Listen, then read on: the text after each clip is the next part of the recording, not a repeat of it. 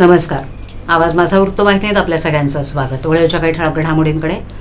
ठाण्यात ऐन उन्हाळ्यात सबवे पाण्याखाली गेल्यानं वाहतूक ठप्प. मुख्य कार्यकारी अधिकाऱ्यांचा ठाणे जिल्हा परिषदेचा कार्यभार गतिमान करण्यावर भर. आणि ठाणे महापालिकेत 6 नव्या सहाय्यक आयुक्तांची नियुक्ती. महिला अधिकाऱ्यांकडील अतिरिक्त कार्यभार संपवला.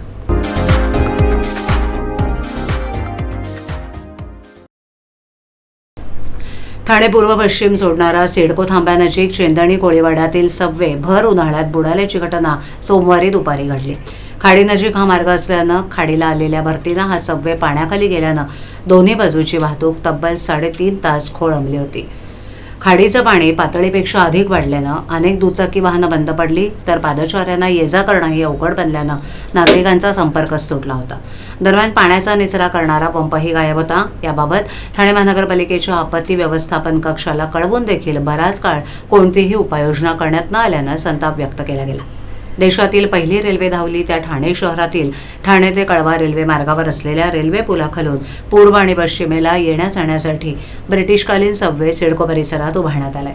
या सबवेला 2 मार्गिका असून त्यातील ठाणे पूर्वेकडून पश्चिमेकडे जाणाऱ्या मार्गिकेत सोमवारी कमरे इतकं पाणी साचल्यानं ही मार्गिकाच ठप्प झाली, तर पश्चिमेकडून पूर्वेकडे जाणाऱ्या वाहिनीवर देखील पदपथाच्याही वर पाणी तुंबलं होतं. त्यामुळे इथून मार्गक्रमण करणाऱ्या वाहन चालकांना आणि पादचाऱ्यांना खाडीच्या सांडपाण्याचा त्रास झाला. पुलाखालील बोगद्यात सांडपाणी प्रमाणापेक्षा अधिक साचल्यानं अनेक दुचाकी वाहनं बंद पडली. दुसरीकडे हा मार्ग बंद झाल्यानं दोन्ही बाजूला वाहनांच्या लांबच लांब रांगा लागल्यानं अभूतपूर्व वाहतूक कोंडी झाली होती. वास्तविक या भुयारी मार्गात नेहमीच पाणी तुंबण्याच्या घटना घडत असल्यानं या ठिकाणी मोटर पंप बसवून पाण्याचा निचरा पुन्हा खाडीत करण्यात येतो, परंतु गेले काही दिवस येथील पंपच गायब असल्याचं स्थानिक नागरिकांनी सांगितलं. या संदर्भात ठाणे महापालिकेच्या आपत्ती व्यवस्थापन कक्षाकडे तक्रारी करूनही कोणत्याही उपाययोजना केल्या गेल्या नसल्याचं नागरिकांनी सांगितलं.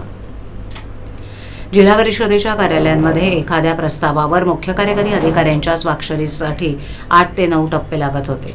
याची दखल घेत अवघ्या 4 टप्प्यात प्रस्तावांचा निपटारा करण्यात आलाय. त्यामुळे जिल्हा परिषदेचा कारभार भविष्यात अधिक गतिमान होणार आहे. ठाणे जिल्हा परिषदेच्या माध्यमातून शहापूर, मुरबाड, भिवंडी, कल्याण आणि अंबरनाथ या तालुक्यातील ग्रामीण भागाच्या विकासाची जबाबदारी आहे. अशातच मुख्य कार्यकारी अधिकारी रोहन घुगे यांनी ठाणे जिल्हा परिषदेचा कार्यभार हायटेक, पारदर्शक, गतिमान करण्यावर भर दिलाय. जिल्हा परिषदेच्या शाळांमधील मुलांच्या गुणवत्तेस वाढीसाठी दिशा प्रकल्पातून प्रशासनाच्या प्रयत्नांना चांगलं यश आलंय. त्याचबरोबर जिल्हा परिषद कार्यालयातील कामाचा वेग वाढवण्यासाठी विभाग अधिकारी त्यांचं कार्यालय, कामाचं स्वरूप याची इत्यंभूत माहिती मिळावी यासाठीचं नवीन तंत्रज्ञानही विकसित केलंय.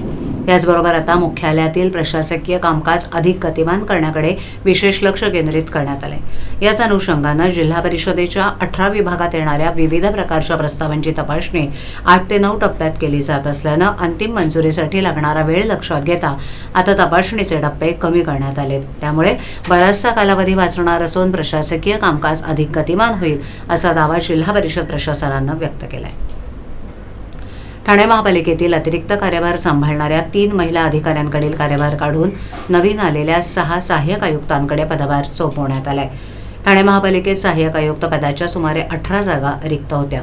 राज्य सरकारनं मागील आठवड्यात 6 अधिकाऱ्यांची ठाणे महापालिकेत बदली केली होती. त्यांच्याकडे आज 6 प्रभाग समितीचा कार्यभार सोपवण्यात आला. वादग्रस्त दिवा प्रभाग समितीच्या सहाय्यक आयुक्तपदी शिवप्रसाद नागरगोजे, वर्तकनगर प्रभाग समितीच्या सहाय्यक आयुक्तपदी विजय कावळे, लोकमान्य सावरकर नगर प्रभाग समितीच्या सहाय्यक आयुक्तपदी सोमनाथ बनसोडे, माजिवडा मानपाडा प्रभाग समितीच्या सहाय्यक आयुक्तपदी सोनल काळे यांची नियुक्ती करण्यात आली आहे. तर उथळसर प्रभाग समितीच्या सहाय्यक आयुक्तपदी भालचंद्र गोगे यांना कायम ठेवण्यात आले. दिवा प्रभाग समितीचे राजेंद्र गिरी यांच्याकडे कळवा प्रभाग समितीचा कार्यभार सोपवण्यात आलाय.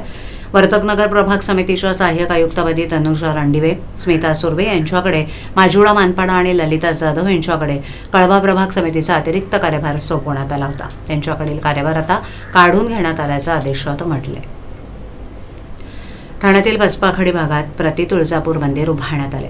या मंदिराचा सोहळा सुरू झाला असून आमदार डॉक्टर जितेंद्र आव्हाड यांनी पूजेसाठी भगवी वस्त्र परिधान केली होती. आव्हाड यांची भगवी वस्त्र सर्व उपस्थितांचं लक्ष वेधून घेत होती. ठाण्यातील बसपाखडी भागात आमदार जितेंद्र आव्हाड यांच्या माध्यमातून प्रति तुळजापूर मंदिर उभारण्यात आले. हे मंदिर काळ्या पाषाणात उभारण्यात येत आहे. यासाठी तामिळनाडूचे सेलम आणि आंध्र प्रदेशातील विजयवाडा येथील दगडखाणीतून कृष्णशिळा कर्नाटकातील मुरुडेश्वर इथे आणण्यात आल्या. असेंड ॲडकॉमचे संदीप लोट यांच्या सल्ल्यानुसार वास्तुविशारद संजय बोबडे यांच्या मार्गदर्शनाखाली दानश्री शिल्पकला केंद्राचे मंजुनाथ देवाडिगा यांनी या कृष्णशिळांना आकार देण्यास सुरुवात केली. शिखर कलश, नवग्रह, दगडी स्तंभ, आकर्षक कलाकुसर, हत्ती या कृष्णशिळेतून साकारून ठाण्यात आणण्यात आलेत. काही शिळांना ठाण्यातच आकार देण्यात आलाय.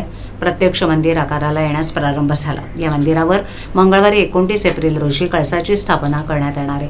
तर येत्या 30 एप्रिलला मंदिरातील तुळजाभवानी मूर्तीची प्राणप्रतिष्ठा राष्ट्रवादी शरदचंद्र पवार पक्षाचे अध्यक्ष शरद पवार आणि त्यांच्या पत्नी प्रतिभा पवार यांच्या हस्ते होणार आहे. दरम्यान या मंदिरात विविध सोहळे आयोजित करण्यात आलेत. सोमवारी मंदिर मूर्ती प्रतिष्ठापना सोहळा आरंभ हा कार्यक्रम पार पडला. यावेळेला आव्हाड यांच्या हस्ते मंदिरात देवी देवतांची विधिवत पूजा झाली.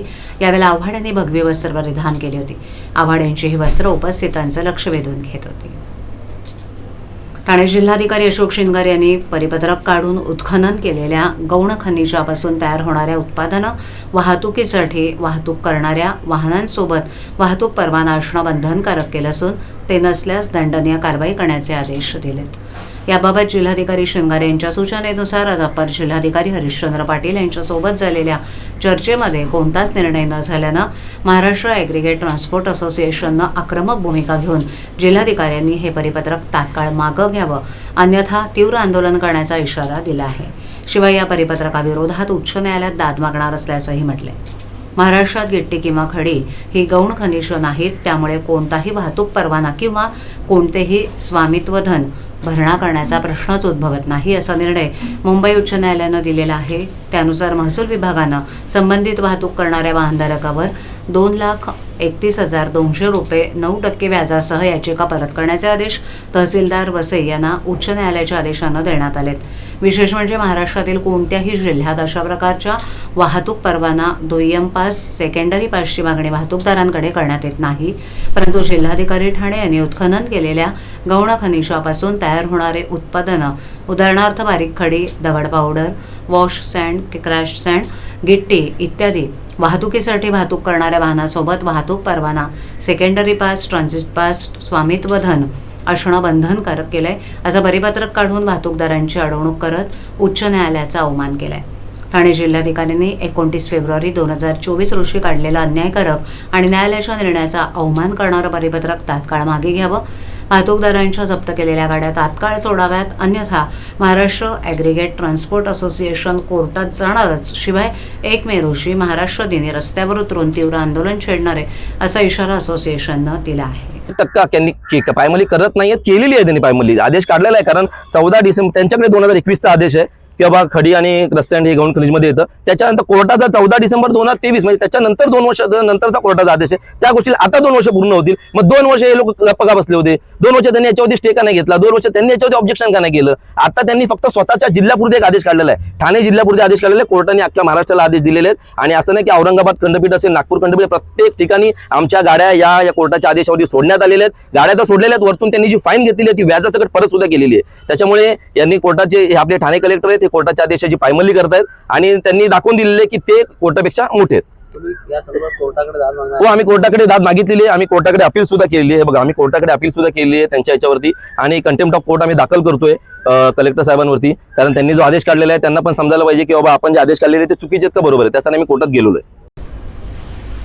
वागळे स्टेट येथील रैलादेवी तलावात बुडून एका 18 वर्षीय मुलाचा मृत्यू झालाय. साहिल घोरपडे असं मृत मुलाचं नाव असून तो मित्रांसोबत पोहण्यासाठी तलावात उतरला होता. मध्यरात्री त्याचा मृतदेह बचाव पथकांनी बाहेर काढला. वागळे स्टेट येथील साठेनगर परिसरात साहिल घोरपडे हा तरुण राहत होता.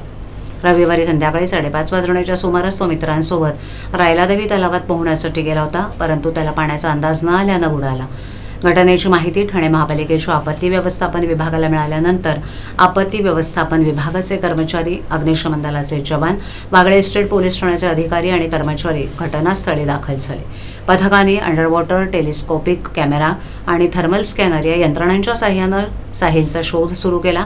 सुमारे 1.5 तास त्याचा शोध सुरू होता, परंतु रात्री अंधारामुळे शोधकार्य थांबवण्यात आलं. मध्यरात्री 12:30 वाजता पुन्हा तरुणाचा शोध पथकाने सुरू केला. 2 तास शोधकार्य केल्यानंतर मुलाचा मृतदेह पथकानं बाहेर काढला. त्याचा मृतदेह पुढील कार्यवाहीसाठी ठाणे जिल्हा शासकीय रुग्णालयात नेण्यात आलाय. साहिल याच्या मृत्यूमुळे साठेनगर परिसरात हळहळ व्यक्त केली जाते.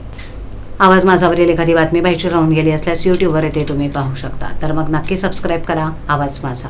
आजच्या ठळक घडामोडी शेवटी पुन्हा एकदा. ठाण्यात ऐन उन्हाळ्यात सबवे पाण्याखाली गेल्यानं वाहतूक ठप्प. मुख्य कार्यकारी अधिकारी यांचा ठाणे जिल्हा परिषदेचा कार्यभार गतिमान करण्यावर भर. आणि ठाणे महापालिकेत 6 नव्या सहाय्यक आयुक्तांची नियुक्ती. महिला अधिकाऱ्यांकडील अतिरिक्त कार्यभार संपवला. आपल्या विभागातील काही सूचना अथवा समस्या असल्यास आमच्यापर्यंत जरूर पोहोचवा. आम्ही तुमचा आवाज नागरिकांपर्यंत नक्की पोहोचवू. आम्हाला संपर्क करण्यासाठी आमचा पत्ता आवाज माझा 103 साहिल एक आदर्श नगर कोलबाड रोड ठाणे पश्चिम. आमचा दूरध्वनी क्रमांक 7666213141. आमचा ईमेल ID avazmaza.tvnews@gmail.com. तर पुन्हा भेटू याच वेळी याच ठिकाणी काही नवीन घडामोडींसह आवाज माझा वृत्तवाहिनी. तोपर्यंत नमस्कार.